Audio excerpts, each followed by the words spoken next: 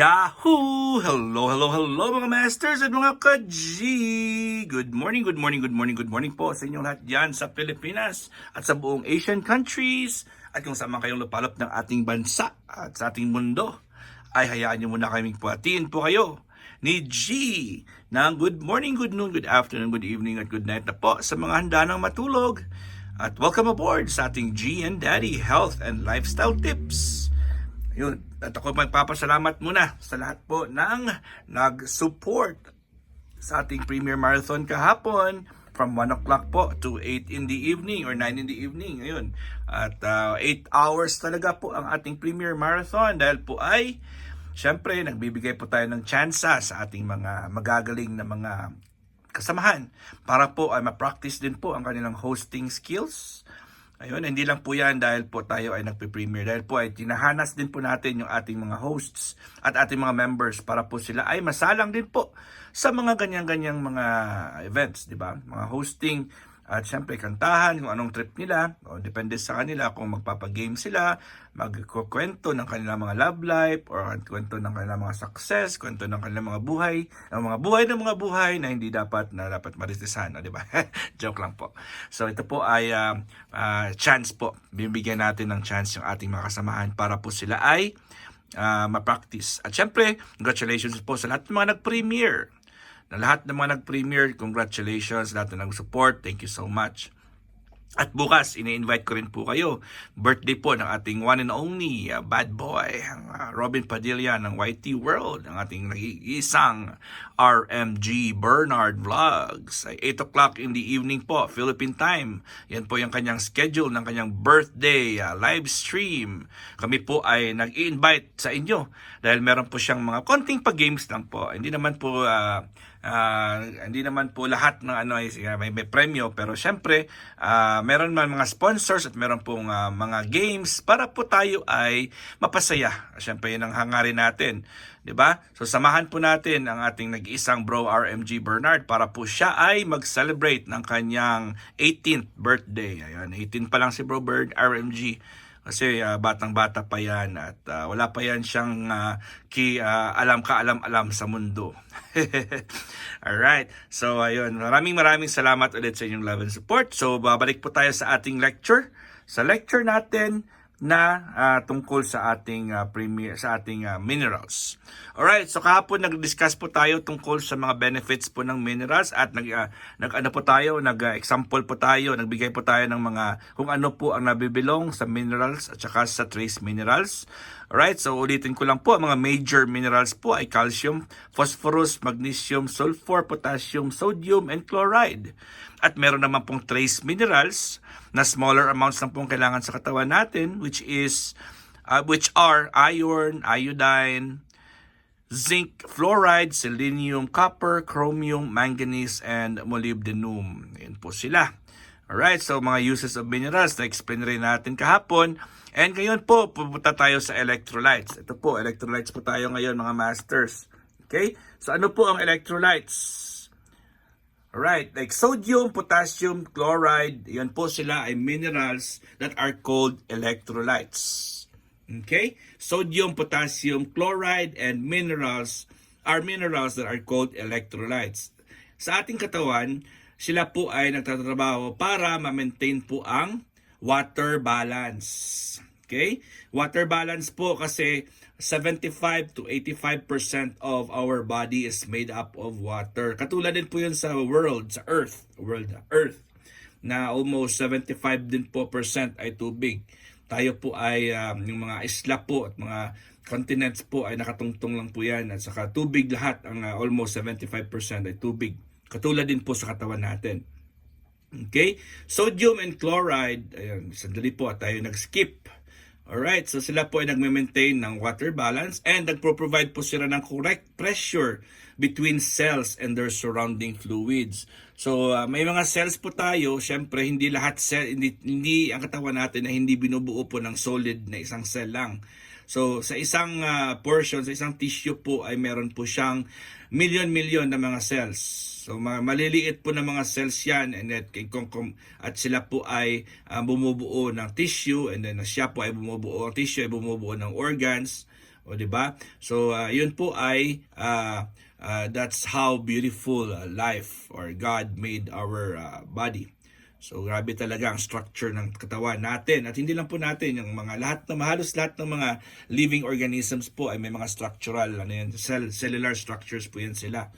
Alright? So, sodium and chloride are the major elements in the fluid that surrounds body cells. Sodium and chloride po. So sila po yung mga fluids, sila po ang electrolytes sa fluids na nagpapalibot po, nagdi-divide po ng mga cells para hindi magdikit-dikit po yung mga cells. Potassium is the primary electrolytes within the body cells. Ang pinaka-primary na electrolyte sa loob ng ating mga cells ay potassium.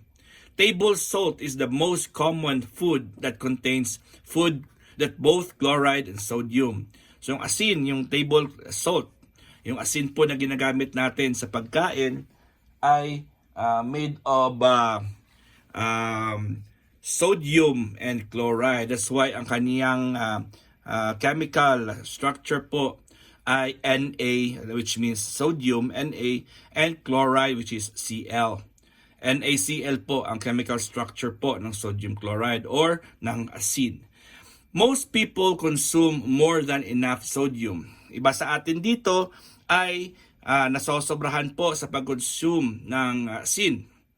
Okay? So, and a high salt intake may contribute to high blood pressure in people who are salt sensitive. So, pwede pala, yung asin talaga ay magkaka-cause po siya ng high blood pressure pag mataas po ang iyong salt or sodium chloride level sa ating dugo.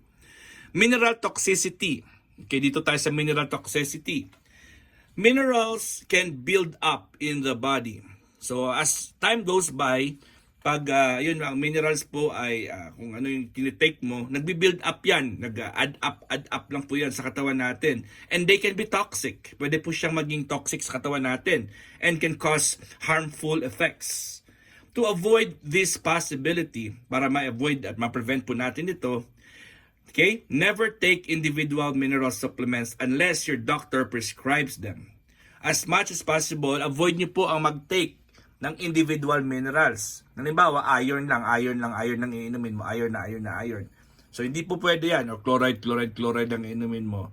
So, unless ay meron ka po prescription sa doktor, para po ay sasabihan ka kung gaano kadami lang or hanggang kailan lang, kasi meron tayong tinatawag na mineral toxicity. Diba?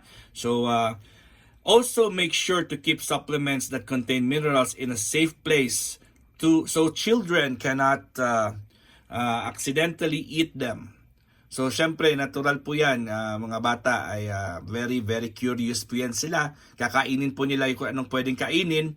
So, ating paalala po ay kung pwede po natin na i-avoid na nakakalat lang po. So, ilagay po natin sa tamang lalagyanan, yung mga lock or yung mga bottles, yung mga tip nila, yung mga lid nila or mga cover nila ay yung safe may child safety na hindi po nila mabuksan. Kailangan i-press down mo pa, di ba? Meron mga ganyan. Alright? So, kailangan po yan. At syempre, tago sa mga matataas o sa mga cabinets na hindi po nila mabilis mabuksan. Kasi may mga detrimental or may mga very dangerous side effects po yan. Pag nakain po nila na akala kasi nila candy po yan or pagkain. Di ba? Alright. So, a young child can get iron toxicity from taking several adult iron supplements at one time. Pwede po siyang magkaroon ng iron toxicity. So, toxic na talaga pag marami yung iron na supplement or kahit supplement pa yan kasi very toxic po yan ng iron. Minerals and the USD Daily Food Plan. Minerals are present in food in different amounts. And all these foods do not contain the same minerals. So, hindi po siya pare-pare yung level ng minerals na kinocontain nila. This is why people need to eat a variety of foods from all of the food groups. Ayun, di ba? Naalala niyo po yung aking tinuro last time na kailangan yung plato natin ay meron po siyang 4 na parts. So, 30% vegetables, 20% fruits. Yan, 50% na po yun sa left side.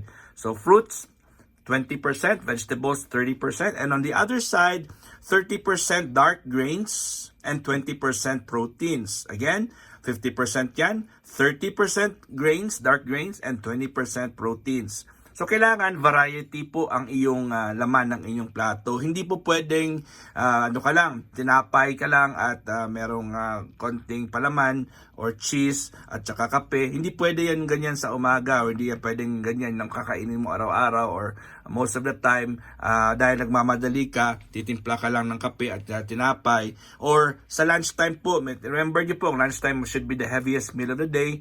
And ang dinner po, avoid nyo pong red meat sa gabi kasi ang red meat kasi 2 to 3 days pa yan ma-digest. So make sure po in every meal, breakfast, lunch, and dinner, maliit-liit lang po ang plato ng breakfast. Pero sa lunch ay the heaviest meal. And sa dinner po, make sure na pag kumain po tayo, magbibigay po tayo ng 2 hours gap before tayo mahiga para mabigyan din po ng time para ma-semi-digest po ang pagkain. Kasi pag nakahiga na po tayo, iba na yung posisyon natin. Alright, so yun po ang lecture muna natin for today. This is why people need to eat a variety of foods from all food group. The table 1, bukas meron tayong ipapakita sa inyo yung table kung ano po ang mga iba't ibang mga facts about the minerals. Okay, so papakita natin bukas kung ano mga food groups, kung ano yung mga nako-contain po nila.